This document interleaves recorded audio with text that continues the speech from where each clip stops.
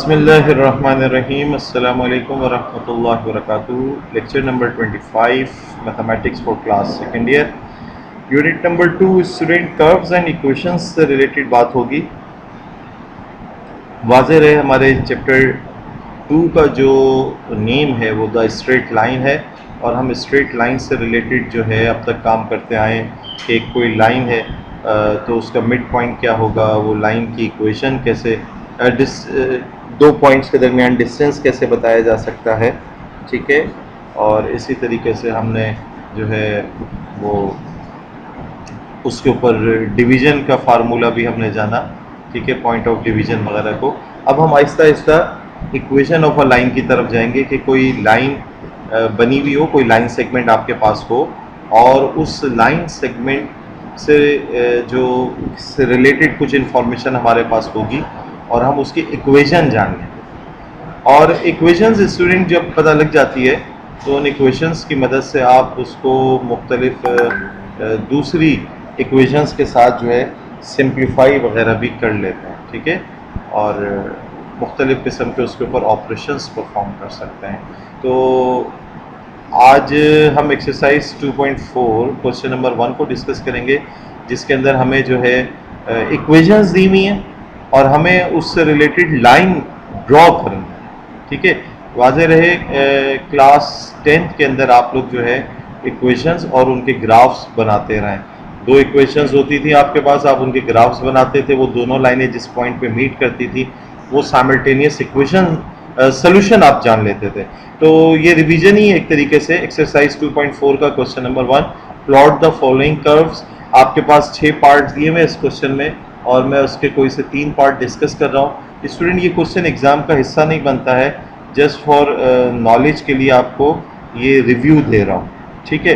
तो जहाँ को इम्पॉर्टेंट क्वेश्चन होगा जो एग्ज़ाम के पॉइंट ऑफ व्यू से, वो आपको बताया जाएगा। ये फिलवक्त कॉन्सेप्ट से रिलेटेड बात है जिसको आप समझें और इसको ड्रॉ भी करें अपने पास, और जो रिमेनिंग पार्ट्स जो मैं नहीं डिस्कस करूँगा उसको ड्रॉ भी करें। प्लॉट द फॉलोइंग कर्व, ये एक आपको इक्वेशन दी हुई है। तो ये इक्वेशन अगर आप स्टूडेंट देखें तो ये एक लीनियर इक्वेशन कहलाती है, बिकॉज इसकी डिग्री क्या है, 1 है, और लीनियर इक्वेशन इन 2 वेरिएबल्स है, ठीक है। जब कभी आप इसका ग्राफ ड्रॉ करोगे तो इस तरह की लीनियर इक्वेशन इन 2 वेरिएबल हो या 1 वेरिएबल ही हो, अगर सिर्फ x वेरिएबल यूज़ हो रहा है या सिर्फ y यूज़ हो रहा है, और आपने ये देखना है कि इन दोनों के ऊपर पावर 1 डली हुई है या हर टर्म जो है डिग्री 1 या इधर डिग्री 0 को रिप्रेजेंट कर रहा है। तो ओवरऑल ये डिग्री 1 की इक्वेशन है। इससे हमेशा आपको जो है स्टूडेंट एक स्ट्रेट लाइन ही मिलेगी, और हमारा काम जो है द स्ट्रेट लाइन को ही ज़्यादा फोकस करना है। हम जो है वो इस चैप्टर नंबर 2 में स्ट्रेट लाइन को डिस्कस करेंगे। बहरहाल इसका कर्व ड्रॉ करते हैं। कर्व ड्रॉ करने, अच्छा ये बात भी स्टूडेंट आप जानते हैं कि कोई भी लाइन जो है वो कोई एक पॉइंट या 2 पॉइंट से मिलकर नहीं बनती, वो सेट ऑफ पॉइंट्स होते हैं, बहुत सारे पॉइंट्स होते हैं। तो हमारा तरीक़ाकार ये होगा कि हम इस इक्वेशन के ऊपर कौन कौन से पॉइंट लाई कर रहे हैं उनको आइडेंटिफाई करेंगे। कौन कौन से पॉइंट जो हैं इस इक्वेशन के ऊपर लाई कर रहे हैं, इसको आइडेंटिफाई करने का तरीक़ाकार क्या है कि 2x - y + 4 बराबर है 0, y दूसरी तरफ जाके ऐड हो गया, y बराबर है 2x + 4 लिखा जा सकता है। हम क्या करेंगे, x के कुछ ना कुछ रैंडम वैल्यूज़ इसमें इनपुट करेंगे और उससे एसोसिएटेड y हमें पता लग जाता है, ठीक है। तो यूँ ट्रेस आउट करेंगे कोई 5-6 पॉइंट्स और उनको ग्राफ पेपर पे बनाकर इस इक्वेशन का कर्व हासिल करेंगे या वो लाइन ट्रेस आउट करेंगे।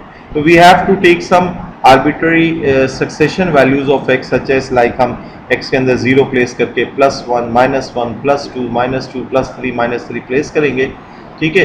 तो सब्स्टिट्यूट करेंगे इन वैल्यूज़ को इक्वेशन 1 में to find the corresponding values of y। तो वो वो वैल्यूज़ क्या हैं, x की वैल्यू जब -3 प्लेस की तो 2 × -3 -6 + 4 इज -2। x की वैल्यू -2 प्लेस की तो -4 + 4 इज 0। x की वैल्यू -1 प्लेस की तो -2 + 4 इज +2। x की वैल्यू 0 प्लेस की तो 0 + 4 इज 4। x की वैल्यू 1 प्लेस की तो 2 × 1 इज 2 + 4 इज 6 एंड ऑन। तो आप देख रहे हैं कि x की हमने वैल्यूज़ -3 से लेकर +3 की रेंज में ताकि both positive x axis and negative x axis भी आ जाए ग्राफ के ऊपर और पूरा ग्राफ हमारा सेंट्रली ड्रॉ हो सके।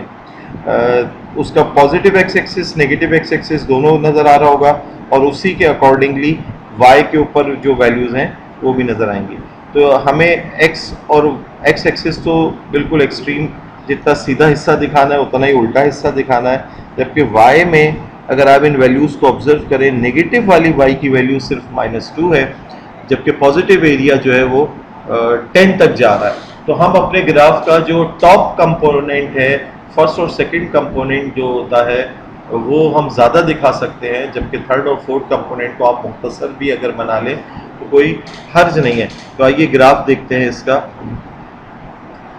जी स्टूडेंट, ये ग्राफ अगर आप इसका देखें तो आप देख रहे हैं कि किस तरह से हमने फर्स्ट और second component of the graph को ज़्यादा कवरेज दी है और थर्ड और फोर्थ कंपोनेंट को हमने कम कवरेज दी है। तो अपने ग्राफ को इस तरह से हमने ऑर्गेनाइज किया क्योंकि इन वैल्यूज़ से हमें अंदाज़ा हो रहा था। अच्छा, इसमें स्केल एक बनाना होता है कि on x axis 5 small box को 5 स्मॉल बॉक्स हो, ये क्योंकि सिर्फ रिवीजन हो रहा है, समझाया जा रहा है, इसलिए मैंने उसको बहुत डार्क और फिगर्स को हाईलाइट नहीं किया है। एक रफ इमेज आपके सामने आ रहा है, आप इसको खुद ड्रॉ करें। 5 स्मॉल बॉक्स जो आपके ग्राफ के ऊपर होंगे वो रिप्रेजेंट कर रहे होंगे एक डिजिट को या एक यूनिट को। तो ये 1 है, ये 2 है, ये 3 है, फिर इसी तरीके से 4 एंड देन 5 आएगा।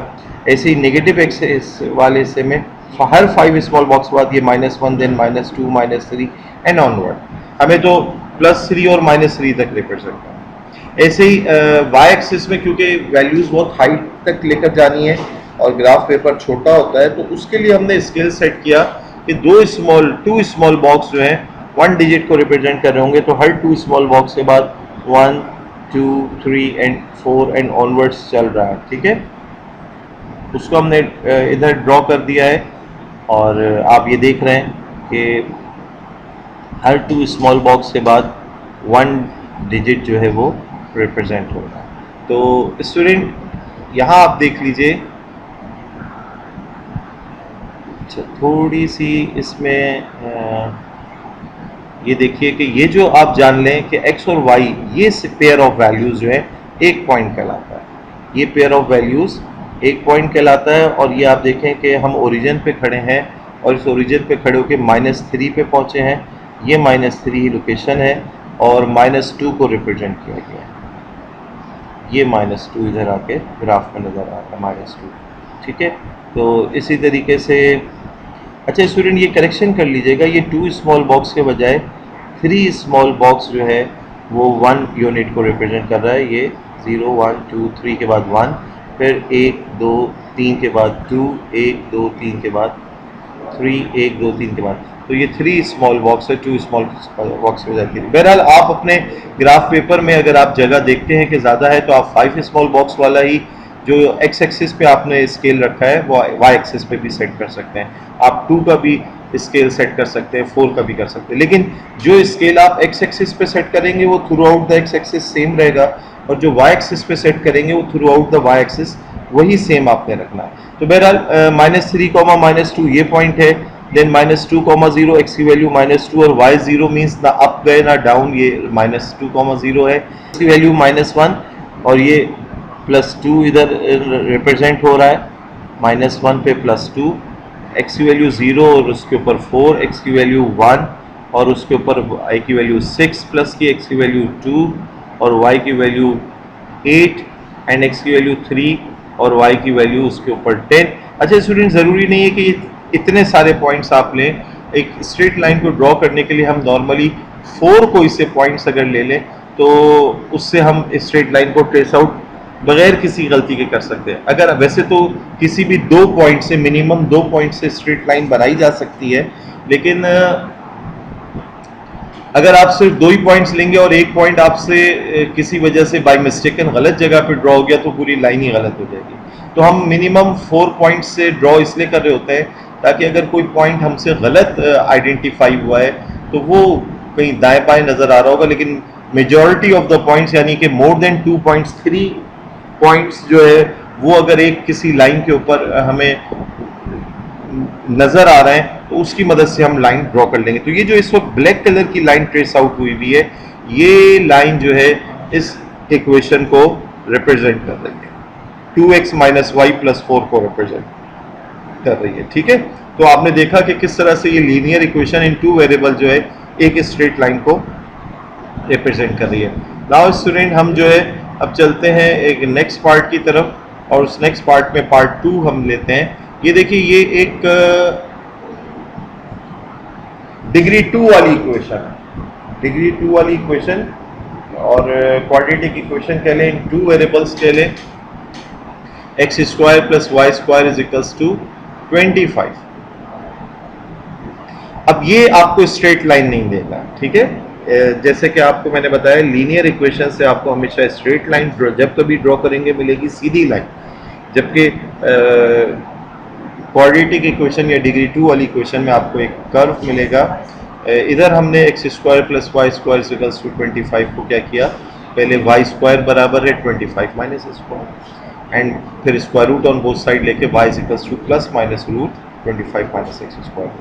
तो स्टूडेंट, हमारी कोशिश होगी जो भी इक्वेशन हमें दी जाए उसको y इक्वल्स टू करके लिख लें, फिर x अपने पास से कुछ आर्बिट्री फर्जी वैल्यूज प्लेस करेंगे और उसके अकॉर्डिंगली y हमें सेट ऑफ पॉइंट्स मिल जाएंगे। तो ये लेकिन लाजमी नहीं है कि y इक्वल्स टू करके ही आप लिखें, आप x इक्वल्स टू करके y के फॉर्मेट में लिख सकते हैं, फिर आपको y की वैल्यू कुछ फर्जी लेनी होगी और x आपको उसके अकॉर्डिंगली मिल जाएगा। तो ये कोई हार्ड एंड फास्ट रूल नहीं है कि y इक्वल्स टू करके ही लिखना है। बहरहाल इसमें y इक्वल्स टू करके हमने अपना एक स्टैंडर्ड बना लिया, उसको लिखा है। We have to take some arbitrary values of x such that 0 plus minus 3 plus minus 4 and onward. अच्छा स्टूडेंट, 0 के बाद प्लस माइनस 1 प्लस माइनस 2 क्यों नहीं ले रहे हैं? तो क्योंकि फर्जी वैल्यूज हैं और हम कोशिश कर रहे हैं कि x की इधर ऐसी वैल्यूज प्लेस करें कि जब वो स्क्वायर लेने के बाद 25 में से सब्ट्रैक्ट हो तो ऐसा रिजल्ट आए जो कि स्क्वायर रूट के बाद हमें होल फिगर दे दे। क्योंकि अगर आप कोई 1, वैसे तो आप x की वैल्यू 1.5 भी ले सकते हैं, 1.3 भी ले सकते हैं, क्योंकि लाजमी सी बात है वो स्ट्रेट लाइन ड्रॉ हो रही है तो 1 के बाद डायरेक्ट 2 पर नहीं वो जंप मार रही है एक्स एक्सिस के ऊपर, वो 1 से 2 के दरमियान भी 1.1, 1.2, 1.3 हो रहा है मामला। लेकिन अगर आप वो पॉइंट्स आइडेंटिफाई करने की कोशिश करेंगे तो उनको ग्राफ पेपर के ऊपर प्लॉट करना मुश्किल हो जाएगा। लिहाजा x की वैल्यू 0, 3, -3, 4, -4 ऐसी वैल्यूज ली गई हैं।